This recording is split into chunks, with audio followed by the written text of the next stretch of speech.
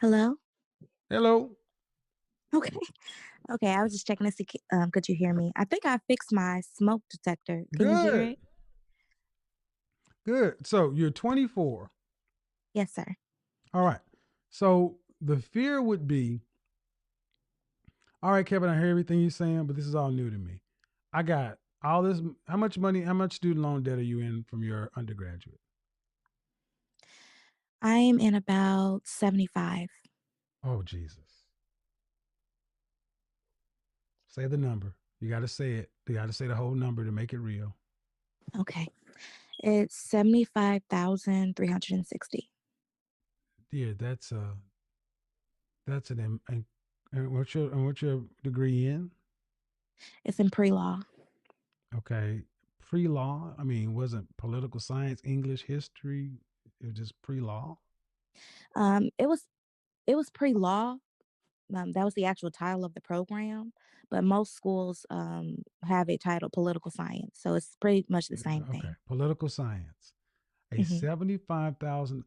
Okay, that is a luxury sedan at 24. See, this country is allowed, you could not go into a bank and take out a loan for $75,000. You don't have the income, the credit, or the collateral. And you have a debt on you that you cannot discharge through bankruptcy or anything. It must be paid. That's, and how much do you have credit card debt? No, sir. All right. Are you working? Yes, sir. You don't have to say sir. That's fine. We're just talking. Oh, yes. Um, how about how much are you earning annually? Ballpark. You don't have to be exact. Right now, 45,000. All right. And you can really do nothing with a political science degree. I mean, so to decide so this is where you're gonna have to make a decision. To either you go down the law path and then go be an attorney, which is going to likely lead to being single. It's just like the likelihood, because you got to put 2 years into that. You got to add another $200,000 worth of debt onto that. Then you still got to work those hours. You get out of law school about 27, 28 years old. Or you could say, stop digging. I made a mistake with this political science degree that I could do nothing with, and focus on trying to find a husband. High value, preferably, but sweetheart, you need a husband, period.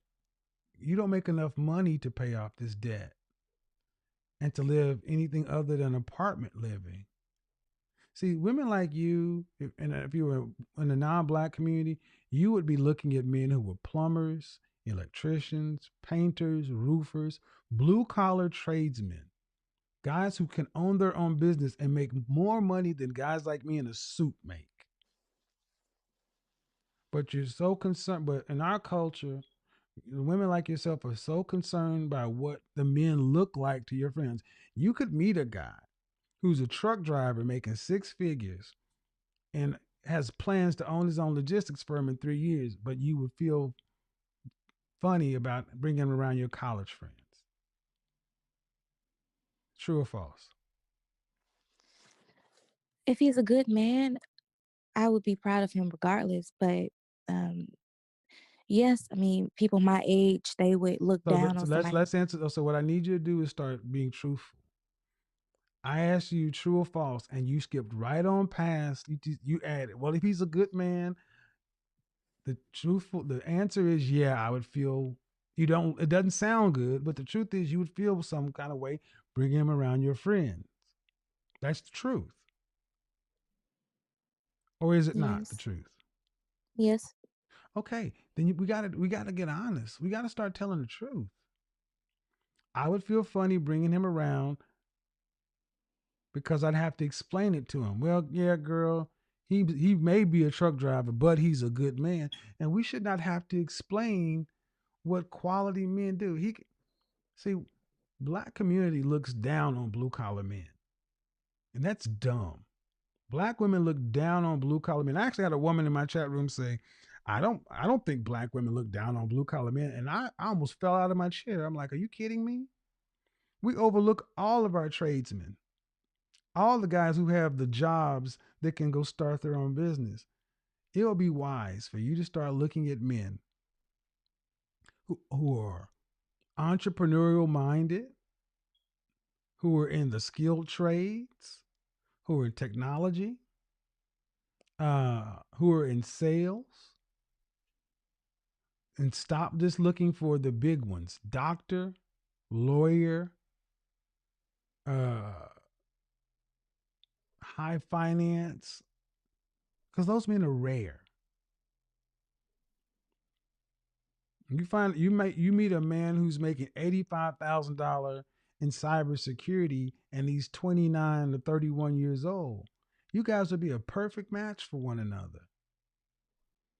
You don't get the big home out in Georgetown, but you can live on his $85,000, $90,000 a year, and you can work from home or help him with the business starting some out. What can you? That will be a far better way of looking at things, other than trying to have to find a man who's a doctor, lawyer, high finance CEO, whatever. You're talking about, 99% of the CEOs in this country are Caucasian men. Right. And the kind of money you were talking about, $300,000 or more, men start making that money around 55.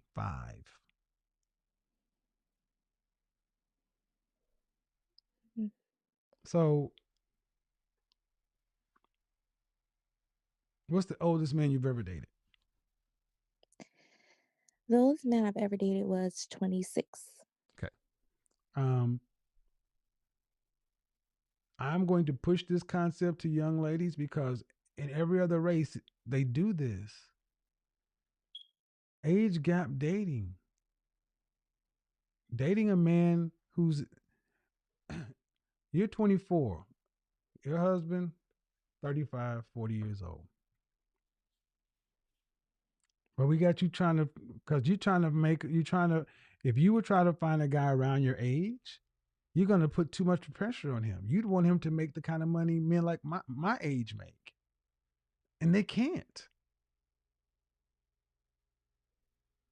You see how this sets up to be a no-win situation? Yes. You said you left your first boyfriend because you wanted more. But was he a nice man?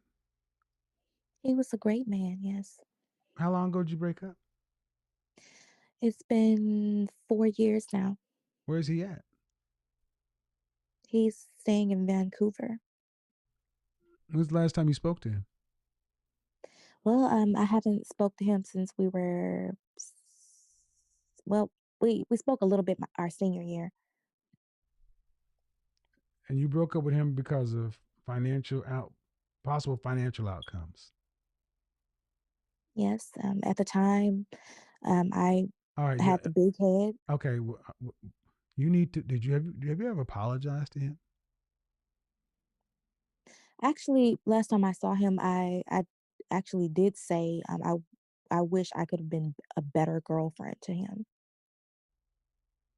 How long are you guys together? We were together for almost 3 years. Okay.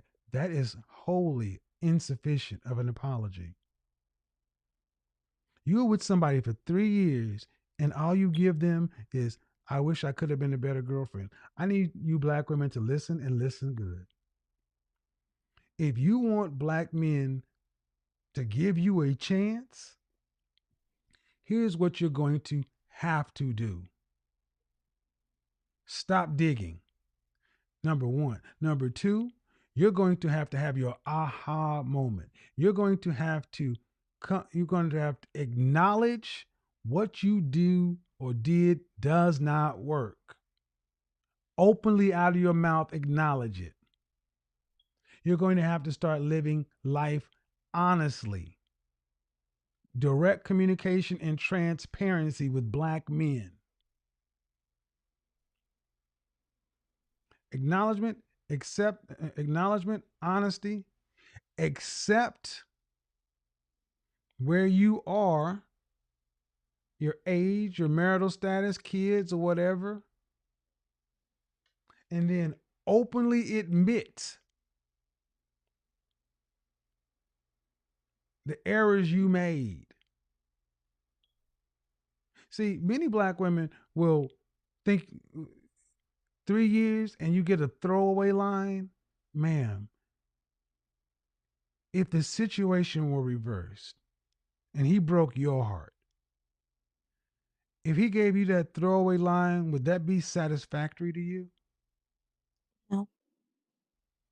But that shows you how little you value us. And I'm saying this to all of you ladies. Black men are not stupid. And they deserve more. Black men are saying they would rather have nothing because they can go out and do the things they were told to do, and it's still not good enough. So learn this lesson now. To when you make a mistake, you have to own it, take accountability for it.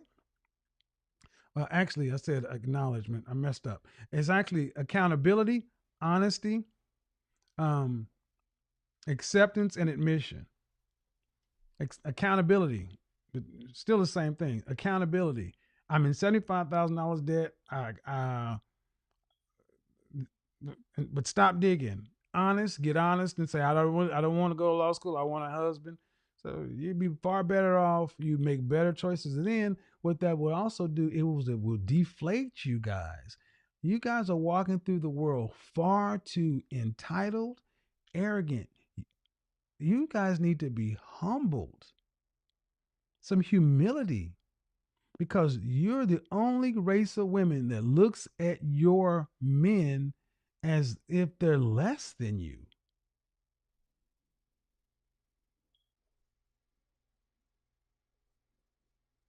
And so that's not unique to you, dear. I need you to hear that. That's not unique to you. But just take it as a lesson. Write him a letter and really apologize. Email it to him, send it to him. You can have some way to contact with him, but people deserve closure. He didn't do anything. You'll feel better that you did that, because that's the mature thing to do. Because the next time you interact with somebody in a serious manner, they're going to want to hear how your last relationship ended. You're judged by your last relationship, ladies. Hey everyone, please don't forget to like to our show YouTube channel. Don't forget to like, share, and subscribe. We talk about many things in our YouTube channel.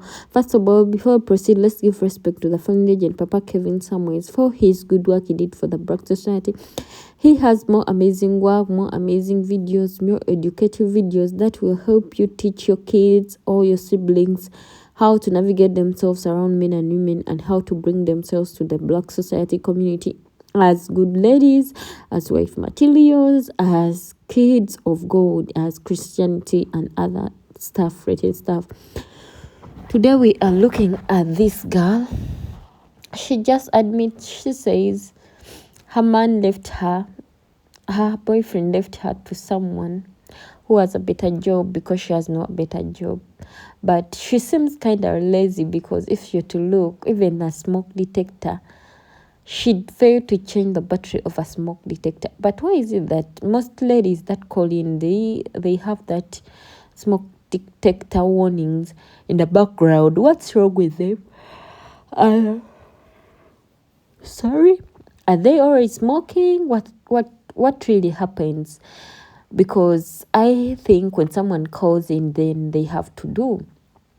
But one thing I liked about this lady, she's kind of understanding, and she admits her fault and all her truth about her. She just has to admit so that she can learn it, not to argue like most of them do. But she was just straight open to herself, and that's why even the Mr. KS was just straight to her. No matter the downfall, she still remained firm and strong too. Maybe she has hopes of doing better That's the very best way of bringing up yourself. If you still have the hopes of bringing up yourself together, of holding wherever failed, and you stand upright and you're like, yeah, this is going to work for me, this is not going to work for me, and this will help me somewhere, somehow, then everything can be okay. But if you demoralize yourself, then there is nothing which is going to be okay. At the end of the day, you're going to sit and look back and you're like, I wish I could do this, I wish this and this. But the moment you sit and admit your past life and you be like, yes, my present life, I have to work on myself, I have to deal with this, I have to do this, I have to do this, then it will help you in one way or the other. You will never regret. You will have to first accept your past, then you work on your present. You will have a better present, because you're not ready, you're not living in a denial world or era. Most of the ladies that have failed to move on, they move in a denial world. They don't want to admit their past, and they want to correct their present. There is no way you're going to correct your present before saying, yes, here and here I messed up, and this I could do this, I could do this. Then you'll be a better person if you sit and admit. Don't forget to like, share, and subscribe. And remember, we are ending a year, so we are donating to street kids, grandjudges, and others, so you can help someone to live, to have hope. You can share the little you have with others, like clothes, food, shoes, and etc. Thank you so much for listening. May God bless you, and stay tuned as you keep on following Mr. Kehs, because he has more amazing videos, more amazing work, more educative videos that could help you in one way or the other to bring out yourself and to bring out the moral of the culture.